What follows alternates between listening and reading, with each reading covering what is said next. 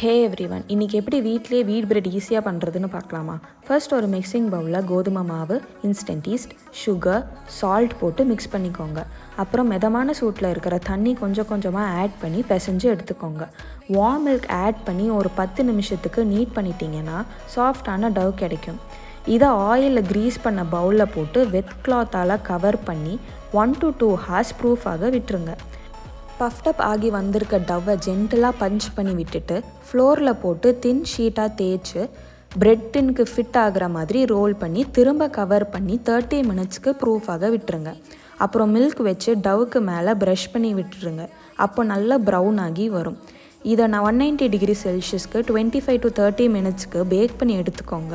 சூடாக இருக்கிறப்பவே நல்லா தாராளமாக மெல்டட் பட்டரால் ப்ரஷ் பண்ணி விட்டுட்டிங்கன்னா soft and fresh homemade wheat bread ready.